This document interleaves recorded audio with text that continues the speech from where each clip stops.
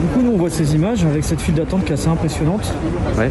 C'est quelque chose qui est inédit. Ça illustre la précarité aujourd'hui des étudiants.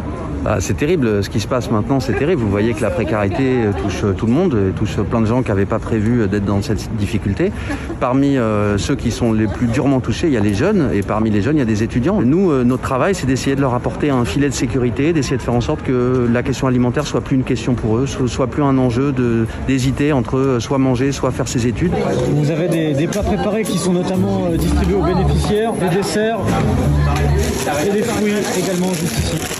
Pourquoi tu viens bénéficier de cette aide? C'est vraiment hyper important, urgent aujourd'hui? Oui, un petit peu, oui, parce qu'effectivement, là, mon frigo, il est vide depuis lundi et ça commence à devenir difficile, effectivement.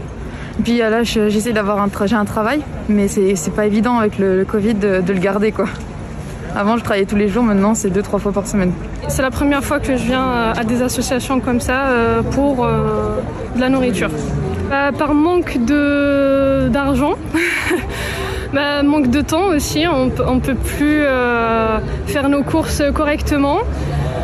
Vu qu'on a les études du matin jusqu'à 18h, même des fois jusqu'à 20h à cause des retards et tout qu'on a eu par rapport aux devoirs, etc. Donc vu que le couvre-feu est à 18h, on n'a plus le temps, on n'a plus d'argent aussi. Il y en a qui ont perdu leur job, par exemple moi-même. J'ai perdu mon job, donc voilà, c'est un peu difficile par rapport à tout ça. Mes parents ne sont pas ici, ils sont très loin. Et je vis dans un 18 mètres carrés, je suis toute seule avec mes études le matin, la journée. Et le soir, je me retrouve toute seule. Voilà quoi. On a vu les demandes exploser, on a vu ça a commencé quand on avait au début de la rentrée scolaire, on avait 200 personnes qui étaient inscrites. Ce soir, il y a 450 personnes. 450 personnes, c'est à peu près 6 kilos par colis. Vous calculez, ça fait à peu près 2 tonnes, plus de 2 tonnes 5 de nourriture qui va partir ce soir juste dans les colis alimentaires qu'on a préparés. Ici, on est sur un stand particulier où il y a la distribution de pas mal de choses justement. Ouais, c'est ça. Alors du coup, là, on a des kits d'hygiène.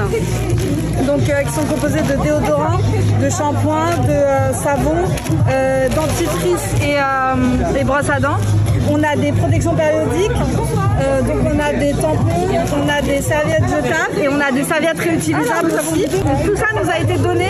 On sait que pour les jeunes filles, c'est très compliqué justement d'avoir un budget pour tout ce qui est protection périodique. Donc on essaye de faire en sorte qu'elles manquent de rien. D'abord, je tiens vraiment à vous remercier pour tout votre travail ce soir. Vous avez été formidable, ça s'est super bien passé. On a fait 450 colis pour des étudiants qui en ont besoin. Nous, on parle tout à fait de génération sacrifiée. Ouais. J'imaginais pas qu'en 2021, il puisse y avoir autant de jeunes qui soient sacrifiés comme ça sur l'autel de la crise économique qu'on traverse tous et la crise sociale qui les touche plus brutalement que les autres. Et je pense que les étudiants ne sont pas suffisamment protégés. Et nous, on en voit les manifestations très concrètes et on leur vient en aide. Mais on pense qu'il y a une responsabilité importante du gouvernement aussi pour nous épauler dans le travail qu'on fait de terrain pour qu'il n'y ait plus de précarité alimentaire chez les étudiants. Comment c'est possible en France, quoi.